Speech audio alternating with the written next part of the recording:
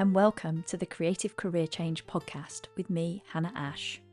I make my living working simultaneously as a music teacher, an interior designer, a writer, a podcaster, and more. You can read more about me and my work on Substack. Visit shayhanny.substack.com. That's Shayhanny spelled CHEZHANNY. In today's episode, I'm joined by coach, writer, author, podcaster, and recently diagnosed ADHDer, Gabrielle Treanor.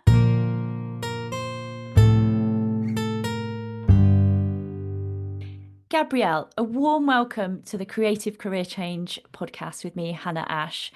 Please could we start with you introducing yourselves to our listeners? Hi, Hannah. Thank you so much for having me on. I'm really excited to talk with you today.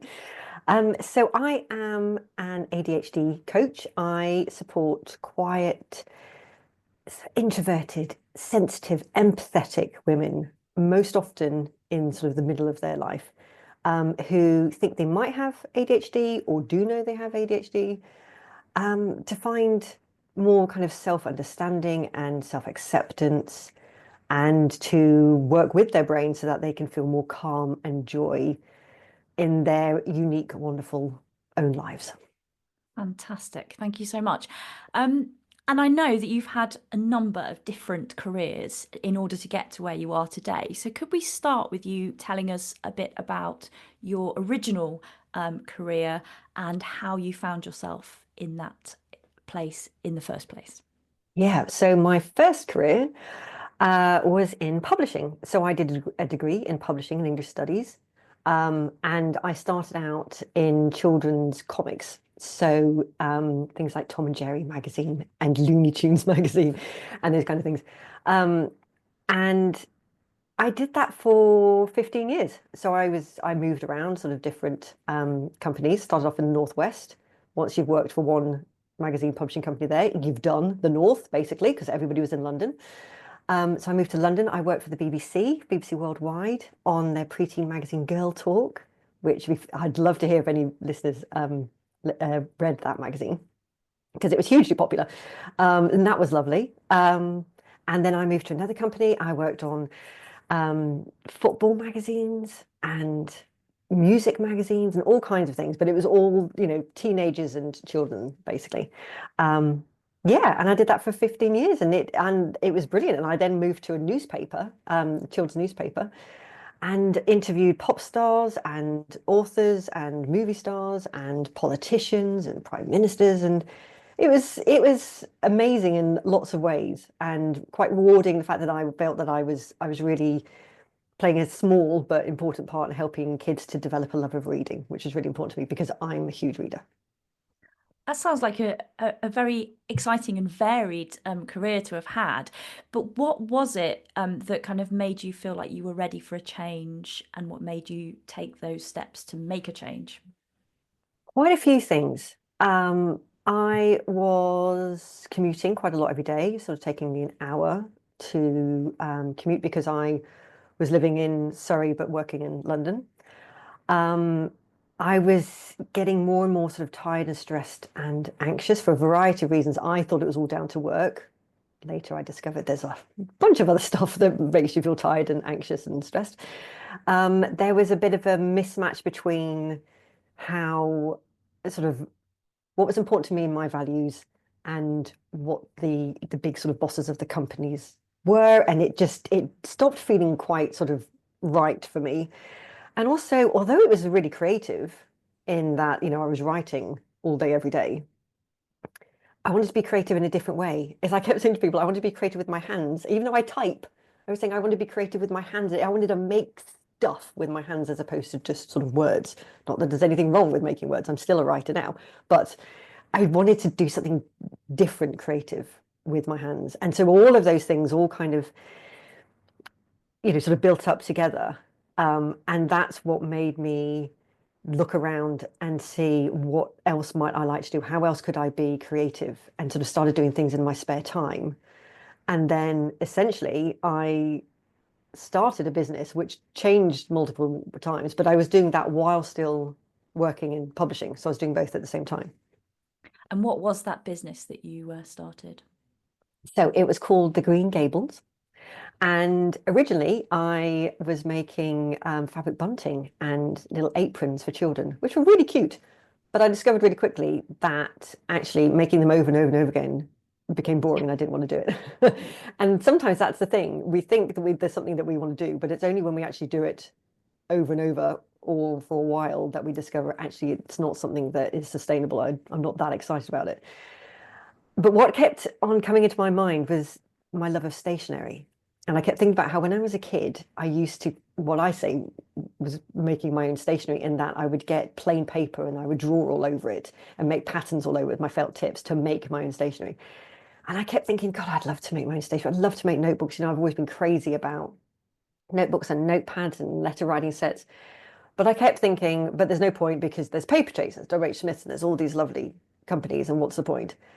But it wouldn't go away, this idea. And I didn't want to carry on sewing things with fabric. And I thought, well, you know what? Why don't you just give it a go? And so that's what I changed the Green Gables into. So I started to draw, and my drawings were very kind of rough and ready. But I had a very supportive friend and a very supportive husband who told me that was um, actually naive art. That was me thinking, but I still draw like I'm 9 years old. But actually, that had a name, naive art, and therefore, okay, great, I will go with that. And so I was putting my illustrations onto, yeah, onto station, onto notebooks and greeting cards and notepads and letter writing sets and stickers. And then I then broadened that out to a variety of gift type products. Yeah, and I was selling it in shops. I was doing trade fairs. Yeah, it kind of snowballed. But it before I got to quite to that point, I was for about a year. I was running the business and still working publishing, but I went down to half to sort of Okay. part time. So I Yeah. was doing 3 days a week at the newspaper. And people would say to me, "Oh, so you do 2 days a week for yourself?" And I would say, "No, I do 4 days and 7 nights for myself, actually, because I just worked all the time." Yeah. So that must have been quite hard making that transition. How did you get to the point where you knew that you were able to or needed to give up the sort of, I guess, the more stable job, shall we say, in order to for your business to kind of take up absolutely all of your time? Yeah, I kind of got close to sort of snapping point. I won't say actually breaking point, but kind of snapping point, in that I was building up the business enough for it to be making me busy, and I was holding back from doing things because I just thought I can't do it. I haven't the time, or the dates don't work, or it's not actually doable. And I was really not wanting to go into work, into the office. I really didn't want to do that. I wanted so badly to be working full time for myself. Um, and I had, kind of just about reckoned money wise that I could make that leap. But it was always going to be a leap, because it's always going to be a scary thing to let go of a steady wage and of something that, you've got some training in, and you've been doing for 15 years, and you've got all those contacts, and you've got that sort of part of your identity and part of your life. So it was always going to feel scary to let it go. But I think doing two at the same time for a year and really getting to that point where I just thought, this is not sustainable. I have to make the leap. That's how I then felt ready to, yeah, to jump. Yeah, it's really interesting hearing that because I'm somewhere in that kind of position with my own work at the moment with kind of I work part-time and have a business and the business is kind of ramping up and I can see that maybe hopefully if things kind of keep going in the right direction that I might find myself in the same situation as you but have to make that decision at some point which I can see is not easy on so many different levels. But did once you'd made that decision I'm guessing you were still extremely busy, but did it feel better, different to be completely in control of your own time and your own work, or was that scary? It was scary, exciting. The whole thing about that, how whether you think something is scary or exciting is a label you put on it, because your body is feeling exactly the same. What's happening in your body is exactly the same.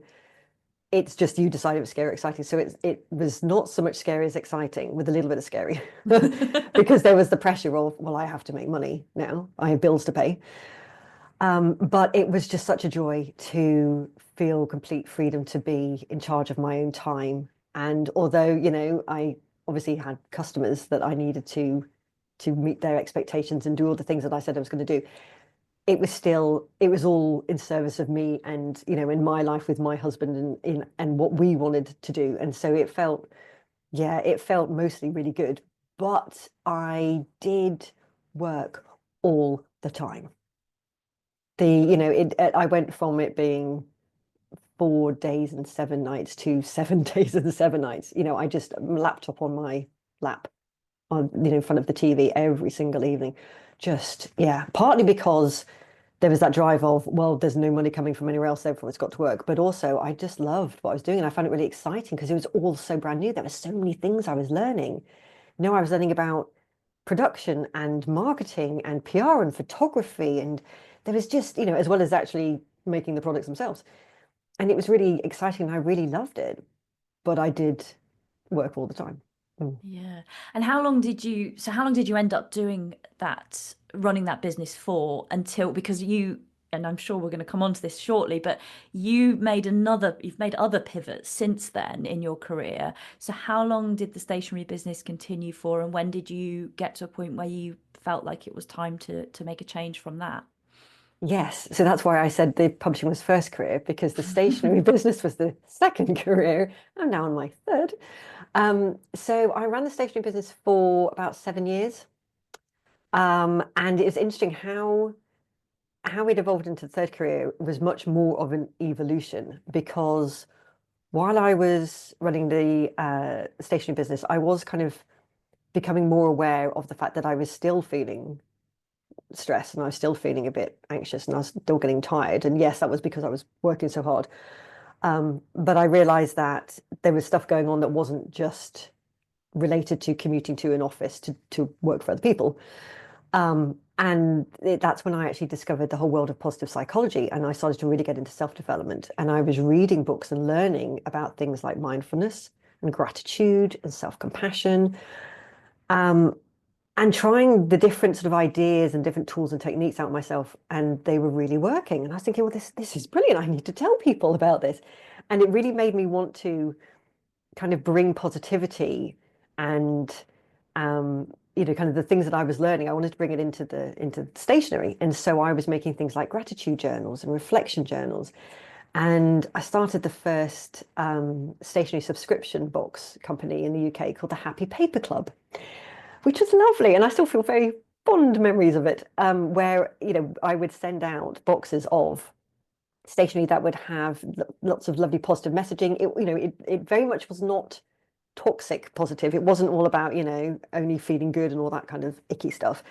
There was really practical things about how you can help yourself to be kinder to yourself, look after your mental well-being as well as your physical well-being without denying the difficult stuff. But it was just, wanting to sort of bring more of that in. And as things were going on, and the more that I was learning, the more that I wanted to share, and I was thinking, how else can I do this? So I made my first online course. And then I discovered the world of coaching.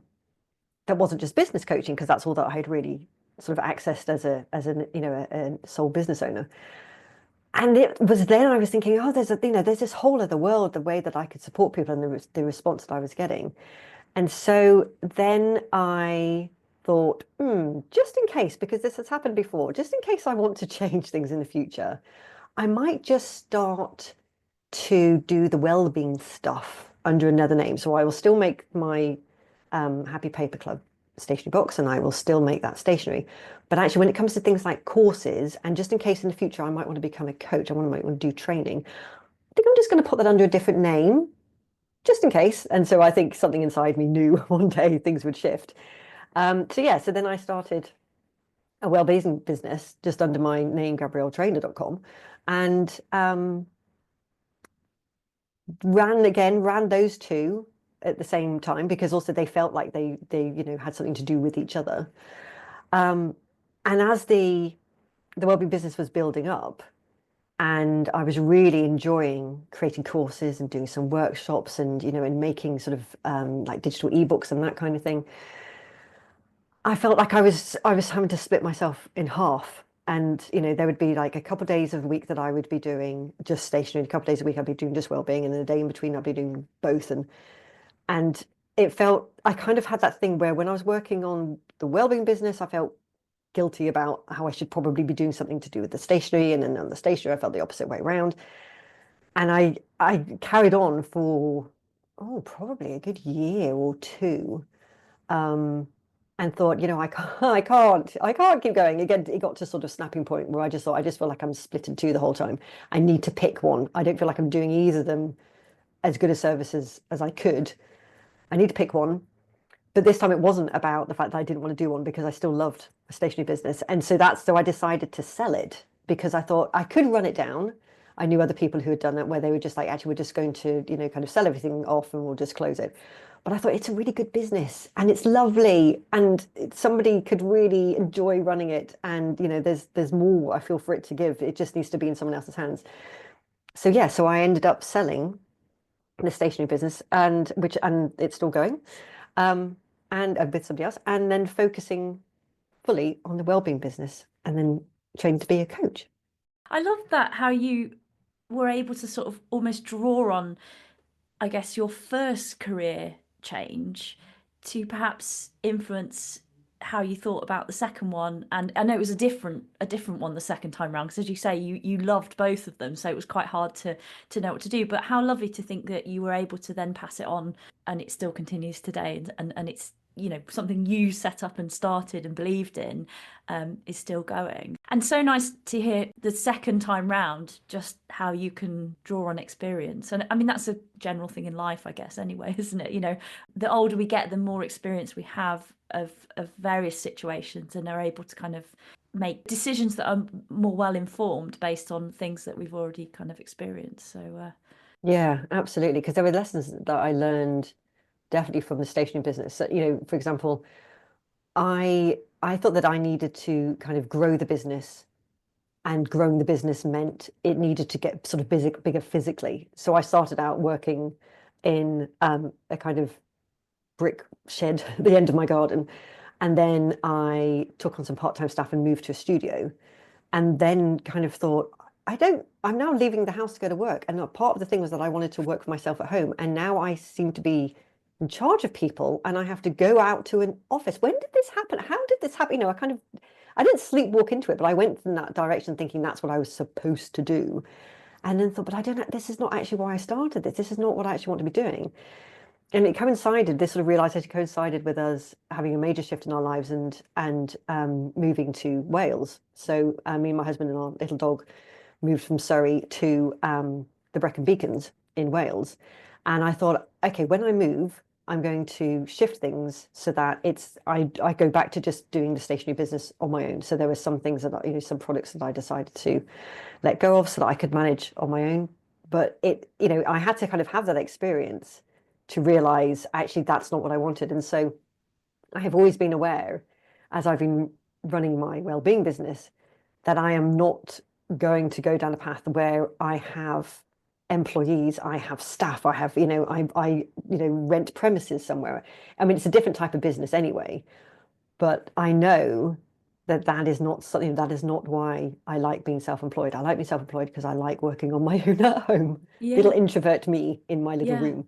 Mm. I completely get that. And how great that you're able to draw on that experience, know what your boundaries are, and to know how it feels to have perhaps gone slightly too far, or a bit too big with the business previously, so that you can make things the way you want them to be now.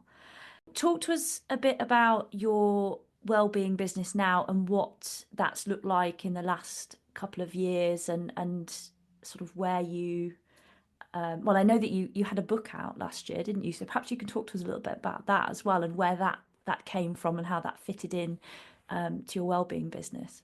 Yeah. So the wellbeing business has been going for about 8-ish years and has evolved over that time. So like I said, it started with kind of creating online courses. I had a membership for a while as well. And it's interesting that because there was a lot of writing involved in making courses, I actually came back to the writing that had been my first career, but a different type of writing. Um, And the book, so which is called the 1% Wellness Experiment, and that, yeah, that was published a year ago. That came about actually from posting on Instagram and writing newsletters and writing blog posts. And I think that an editor saw my Instagram post and then sort of went looking and saw the other things that I was writing, creating, and could see that I could write. And it kind of went from there. I mean, there's a bit of a long process, which would probably be a whole other podcast episode, the sort of figuring that out. But that's essentially sort of where it came from. And actually, I started to write articles on various well-being topics for magazines, people like Psychologist magazine and The Simple Things. And so it's really the business has kind of evolved in that it's brought in elements from my first career Yeah. writing, but in a different way. And then within that, I also trained in coaching, trained in life coaching and positive psychology coaching originally. Um, and then the last couple of years, actually, my business has sort of been a bit quieter because I was studying a master's in applied positive psychology and I was writing the book. And I was working for my local branch of Mind, and I had some family stuff going on. So actually, there was a lot of stuff going on that actually meant the business has been quite quiet the last couple of years. It's been sort of been ticking along, sort of in the background a little bit because there was just other stuff that was really taking up a lot of my time, and my energy. Um, and then another curveball that got thrown in last year was being diagnosed with ADHD. And that was such a revelation, not just personally, because as so many midlife women who have a neurodivergent diagnosis or realization, it's not like you have to have an official diagnosis to realize this stuff. So much makes sense in our lives, but also so much made sense in my well-being business because what I've been doing all of this time was supporting women with what I now realize are kind of the challenges of women who have ADHD and sometimes autism as well. The perfectionism, the people pleasing, the procrastination, the overwhelm, the overthinking. I mean, I called myself the overthinkers coach for the first several years. And I realize now that all the work that I've been doing, all the support that I've been providing has all been about the stuff that comes with ADHD. I just didn't know that underlying it all was the ADHD. And so the realization was huge, not just for me personally, but also realizing, oh, actually, what I am is an ADHD coach for women in midlife, and in particular, the introverted, quiet, sensitive women who perhaps don't see themselves sort of reflected in the more stereotypical, perhaps ADHD spaces. Yeah, there has been quite an evolution while still sort of not deviating very much from the core purpose of my business and who I want to support. But there's just been a lot going on within that at the same time. Yeah. So many of these things are completely interrelated, aren't they, as well? And I think if we kind of chart your journey through your career, it's so interesting how certain themes kind of come back but find themselves woven in a slightly different way, and then in making discoveries about yourself. And I find it very inspiring to hear you talk about all of this and the way that you're obviously very good at reflecting on things you've done, things that have worked, things that maybe didn't work so well, and then like how to move forward and how to kind of, I don't know. It sounds like you keep kind of reinventing yourself, and I really do find that very inspiring. In terms of all your career changes that you've gone through, each time you've made one of those changes, has it taken a while for the benefits of your new way of working to kind of manifest themselves, or have you found that kind of almost immediately the change you've made has benefited your life in some way? I think maybe kind of both really, and that there's been an instant benefit from, the moment I didn't have to get on the train in the dark to travel to London from Surrey to go to the office. That was instant. But then it's been sort of a slow burn for other things. Like I said, kind of the fact that I still worked all the time for several years until sort of getting to the realization that I just could not keep that up.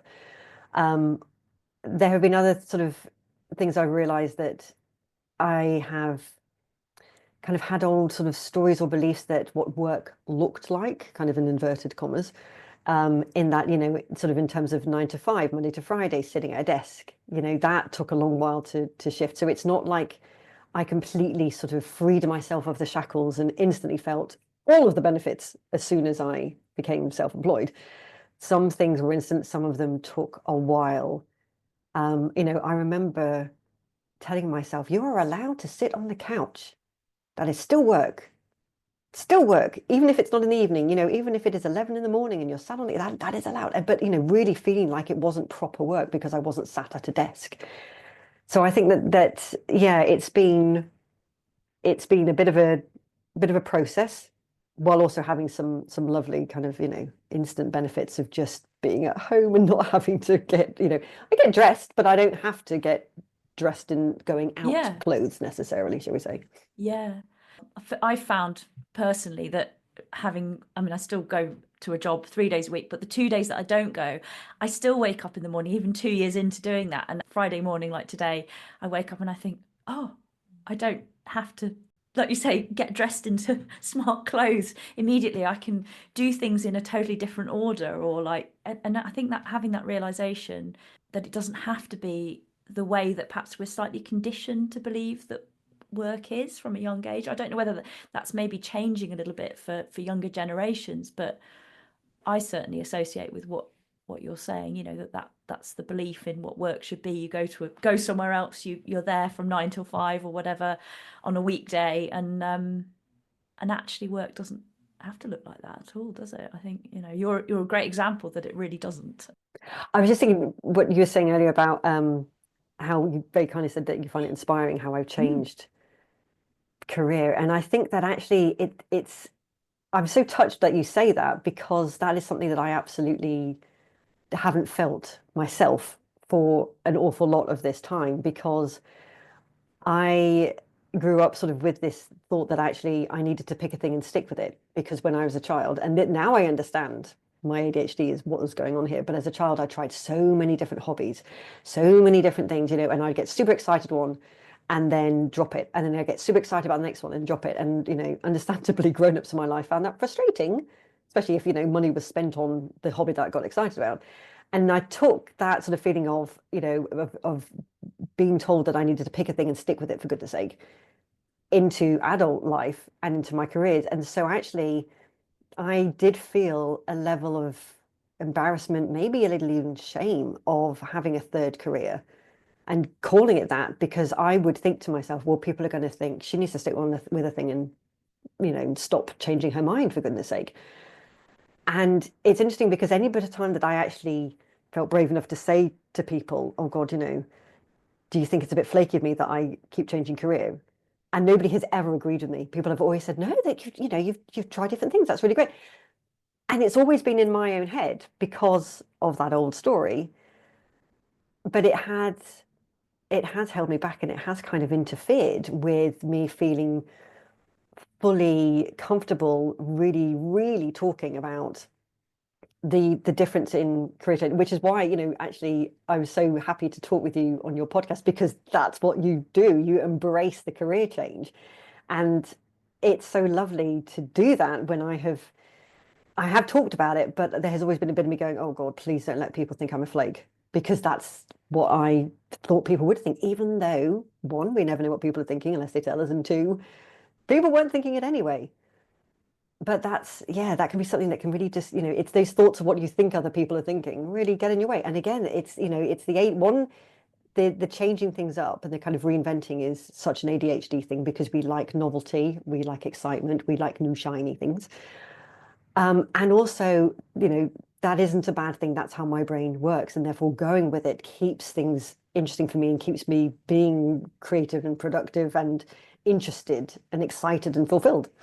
Yeah, and I think also a lot of people don't even contemplate that this idea of changing your career is a thing that you can do. I think many people just kind of they don't necessarily stick with one career because that's what they absolutely love and they want to do it. They stick with it just because they don't necessarily contemplate that there's an alternative out there, or that when you get into your 40s you can just suddenly go, well, actually, I might do something different, because I think it isn't so normalized. But I do believe that by talking about it like this and sharing stories of people, and particularly women who have done this, it does help to kind of spread that word that lots of things are possible. If you really want to make something happen, it may well be possible. So I think when people are not necessarily judgmental about what you're doing,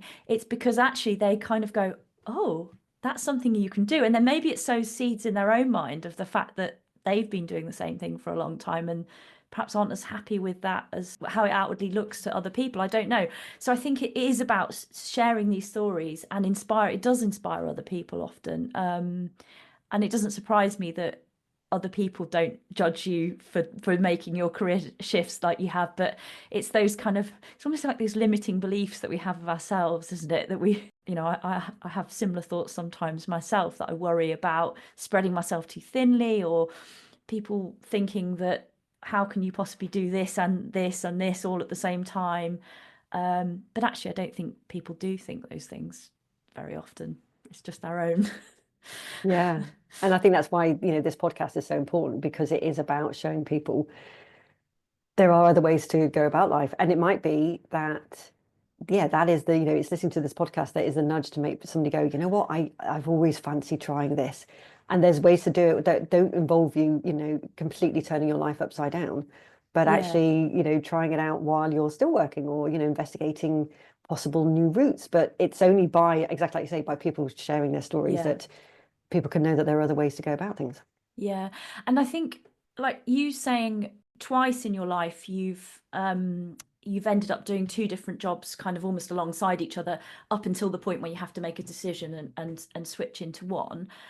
And I think that that way of working isn't something that people naturally imagine is possible. But actually, the more people I speak to, perhaps because I am seeking out stories of career change, but also books that I've read. I'm reading a book at the moment. I think I mentioned to you before we started recording. It's a book called How to Be Everything by Emily Wapnick.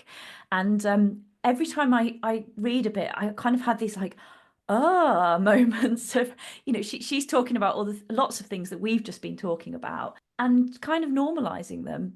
And the more you hear people say the same thing, I think the more you go, oh, okay, that is a perfectly standard and normal thing to do. But it's just that we don't hear people talking about it that often. So yeah, I think that's really important. Can I ask if you ever have any moments of missing the 9 to 5 job? Um, I'd have to say no. No.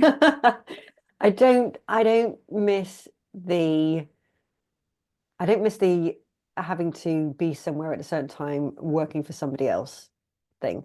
Being part of a team, that can be quite nice. That I mean, I spent the last 18 months working 2 days a week for my local mental health charity. My contract's finished with them now, so that's ended. But it was quite nice being part of a team again. That was something nice. Like I said, the writing that I started out with in my first career really has come full circle, because I have spent the last few years writing a lot. I mean, not just the book, but also, like I said, the magazine articles. Um, and so it's lovely to get back in touch with that again, because I was quite happy to leave that alone for quite a while. Um, but I don't think that there is really very much else that I miss. No, I really like being self-employed. I really like working for myself, and I love coaching so much. Yeah. Absolutely. Yeah. Yeah. No, it sounds like you've really navigated your way to something that works for you. And I imagine as well that you have the possibilities of it going somewhere else in the future. And I bet you wouldn't say no, never say never to it, to changing and switching things up again, I imagine. Yeah. I mean, I have had conversations with with people where I've said, my current career, because I'm like, who knows? I might have a fourth, I Yeah. might have a fifth.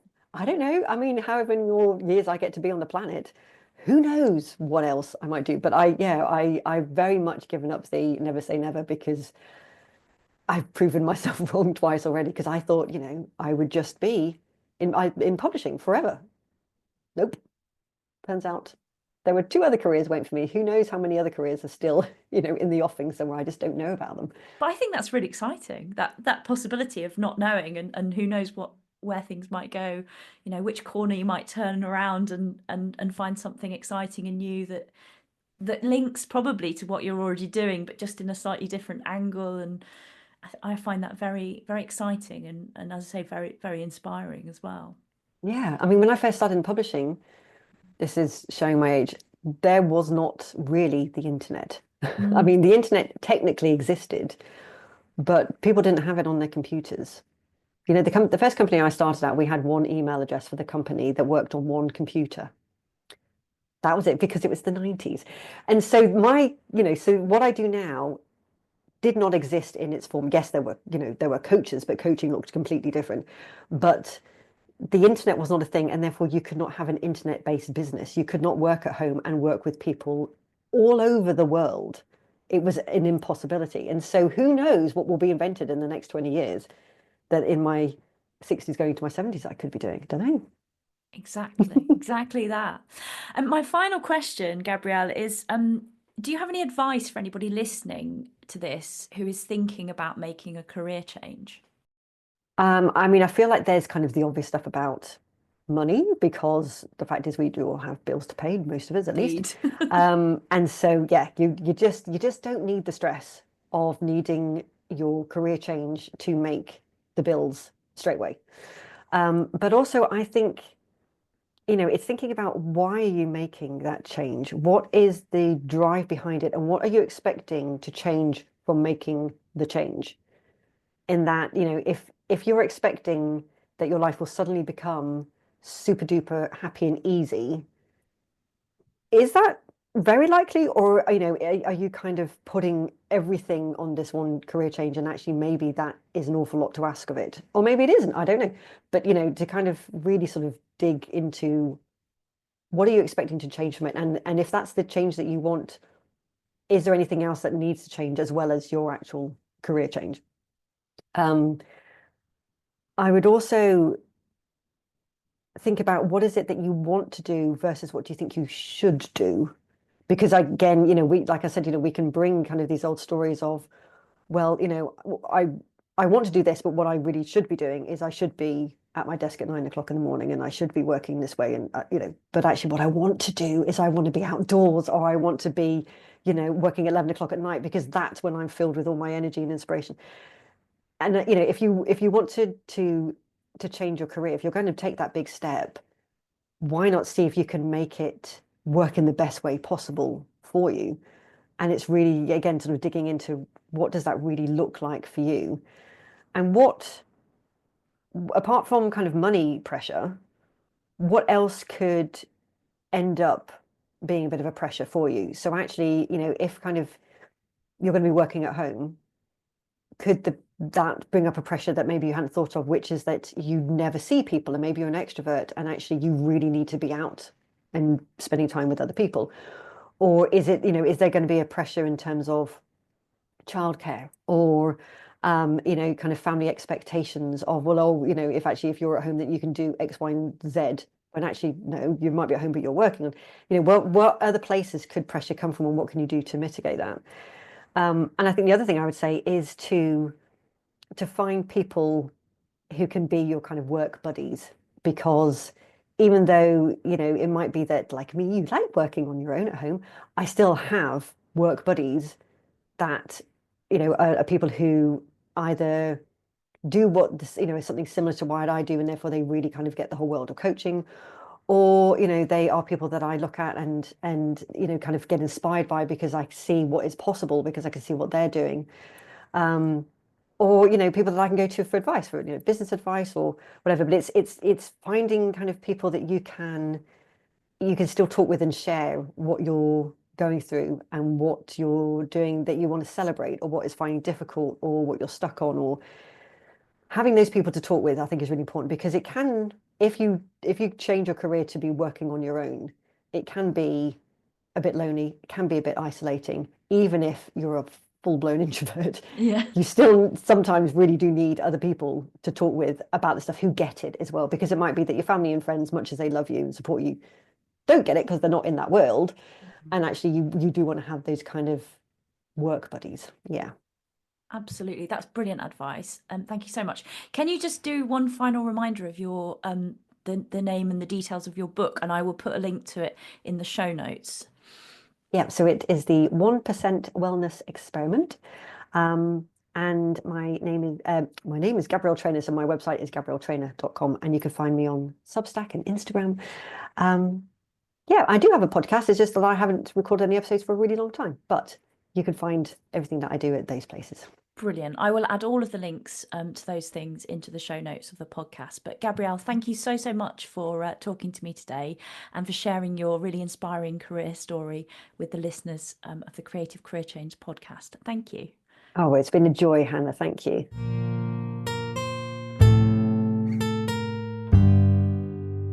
That was Hannah Ash talking to Gabrielle Treanor on the Creative Career Change podcast.